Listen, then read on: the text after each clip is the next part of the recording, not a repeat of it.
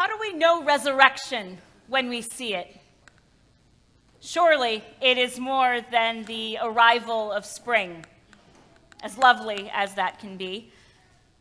Nor is it simply our collective memory, as if we can bring our loved ones back to life through sheer force of will. Whatever new life out of death looks like, it should feel a little unnatural and extraordinary. Matthew, for one, is not afraid to paint it in supernatural terms. We're talking about the dead being raised. Why worry about plausibility now?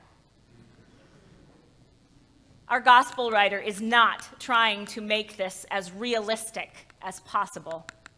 He wants heaven and earth to meet in this moment. Any separation we might feel between God's home and ours is meant to collapse here.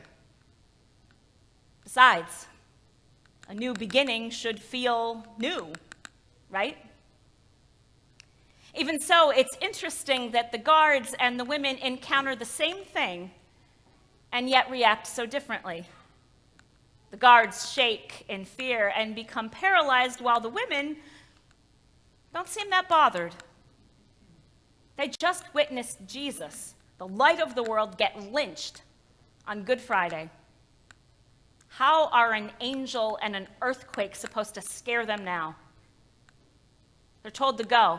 Tell the disciples that Jesus has been raised and is going ahead to Galilee. There you will see him. They have a choice.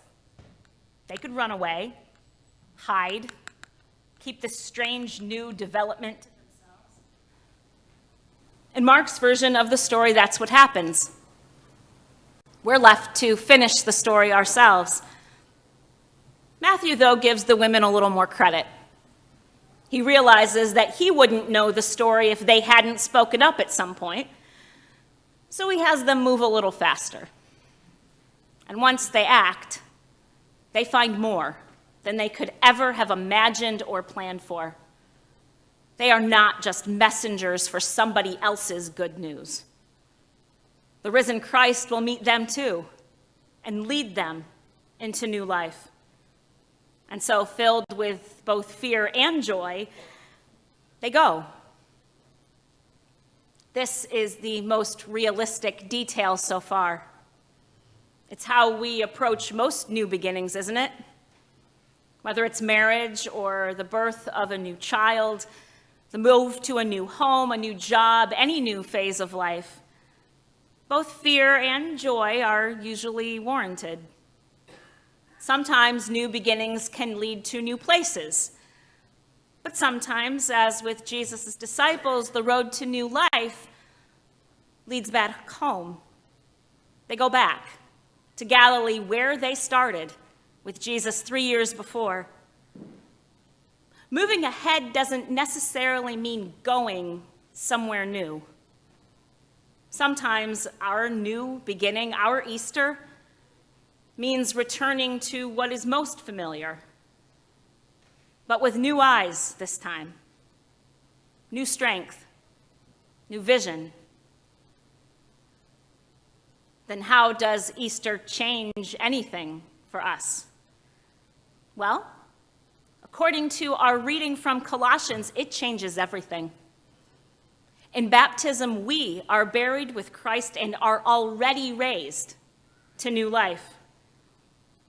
In other words, the extraordinary power that raised Jesus from the dead is alive now, and it's inside us.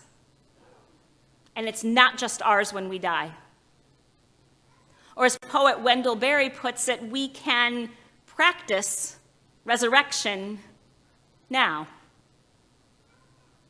The advice that follows in Colossians, though, sounds at first like theological malpractice. It seems irresponsible, naive to set our minds on things that are above and not on the things that are on earth. If we don't care about what happens here, who will? Fortunately, that's not the intent. Read in context, this passage has more to do with where we find our power. If we find our power in God's grace and not in our own accomplishments or in what other people think of us, it changes what we do with it. It changes who we serve. When we take our strength and our authority from God's love, the fears of death and loss don't have to control us anymore. We're free to make more creative choices. We're free to act with more courage. We have the strength to engage the horrors here on earth without getting paralyzed by them. We can move forward with both fear and joy. Even so, it takes time to learn how to see with new eyes.